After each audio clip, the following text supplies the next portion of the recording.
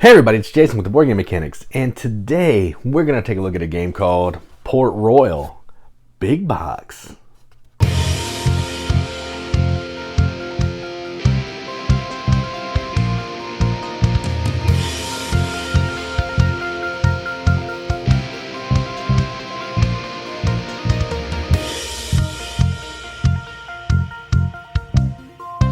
Port Royal, just the game itself, is designed by Alexander Pfister. This version is published by Pegasus Spiel.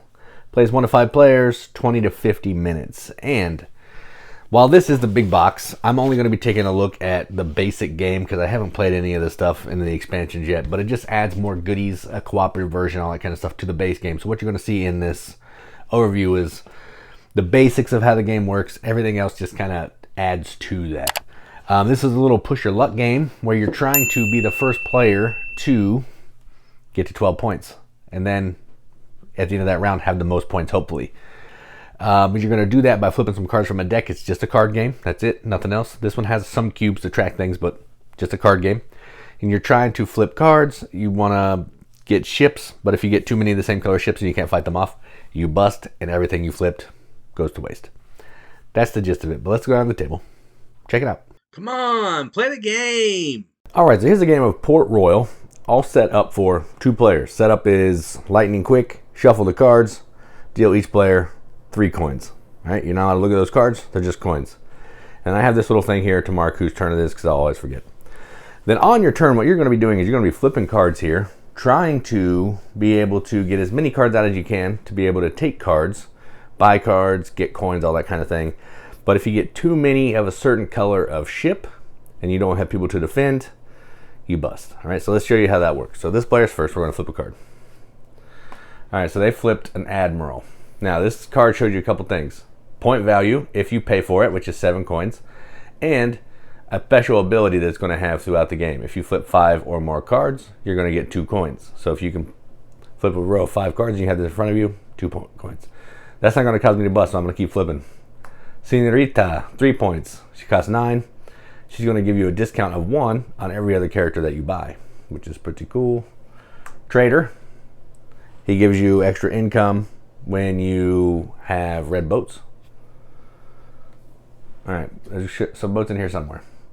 The Governor is going to let you take an extra card from the display. No points. Jack of all trades. 1 point counts as 1 of any type of character. Oh, tax. 12 or more coins, you lose half. So nothing there. Or, so everybody has to do this, and whoever has the most cutlasses, no one does, would get a coin. So we just discard that. Who cares? All right. We have this. I'm still not going to stop because there's no point. Okay, this is ridiculous. Where are the boats? I shuffled it too well. There's another one of those. There we go. All right. Now I'm going to stop because there's a lot of cards here. All right. So now I could keep going if I wanted to, but if I get another green boat, another green ship, I would bust because I have nothing to defend off that second ship. And you defend them off by having this many cutlasses in your tableau in front of you. All right. So now what I'm going to do is, because I flipped more than 4 cards, but let me see how many I need to flip here. I always forget the number. 0 to 3 different colored ships. Because I only have 1 ship, I get to take 1 card from the tableau. So the more ships you get, the more cards you're able to take. All right, but also the more chance you have of busting. So because I want coins to start, I'm going to take this card, which will get discarded and give me 3 coins. That's it. Now every other player who's playing gets to buy 1 of these cards if they want to, and put them in their tableau, get the coins, whatever, but they also have to give me a coin for being able to purchase on my turn. So, because they only have 3 coins, there's nothing they're going to be able to purchase, because everything costs 3 and they need at least 4, so discard. Done. So that was my turn. A lot of characters, 1 boat. All right, so that means a lot of boats are going to be coming up later. Now it's this player's turn. They're going to do the same thing, so they flip. Governor. Jester. Pirate. Come on, I need a boat. All right, flute. I'm going to keep going. Gambler. All right, so this is a quest. Quests stay out forever, okay? So they're always going to be able to be out. They don't count to the tableau. And then on your turn, if you have two of the priest characters and one character with the house, you can discard those, get 6 points and 3 coins. Yellow boat, all right. Let's keep going. Another yellow boat. So I busted. So that's it. That round is over. No one gets to buy any other cards. Done. All right, back to this player. We have this quest out. Let's keep the quest right there.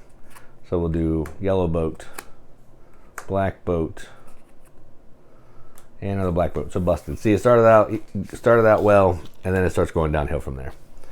This player's turn. Black boat, blue boat, yellow. Okay, come on. Another yellow, bust. All right, this player's turn. So one red.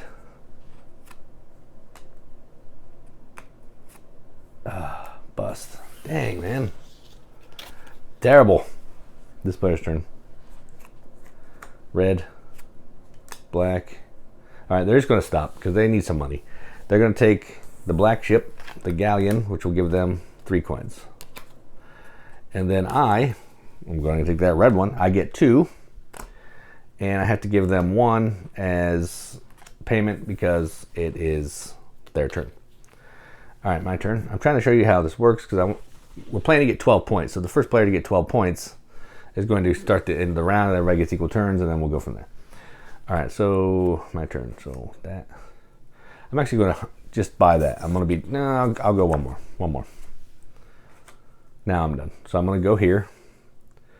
I'm going to purchase that card that's 5 coins. You just take the coins off your pile, put them in the discard, and then the other player could take that, but that's just going to give me the coin, so they're just not going to take anything and be done. All right, so now I have a cutlass, which is going to help me defend, but it's that player's turn, and I have 2 points. So that'll help you get yellow money on yellow. Ooh. All right, they're actually going to hire the priest. 1, 2, 3, 4 coins. And the priest now goes in their tableau. And I could hire this one for 3 if I want to. Do I have 4 coins? Nope. So I am not going to hire that. Done. And this player's turn. All right. Trader. Done. Oh, shoot. Well, I would have busted because I would have kept going and I had another red. And you cannot defend against pirates on this one because it's a skull. So, bust.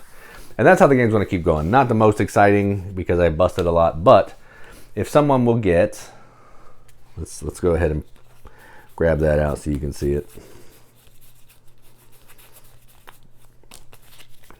So say this character then hired these people. They have all of these people. They could discard these 3 people because there's 2 crosses and a house. Get this card for 6 points and they would get 3 coins. And that's what you're trying to do. You're trying to get as many points as you can, as quickly as you can, while not busting, to try to be the first player to get 12, to hopefully end the game. And that is how you play Port Royal. Let's go up to top. See what you think about it. What do you think, son? What do you think? All right, well, that was Port Royal base game that came in my big box. Let's look at the components.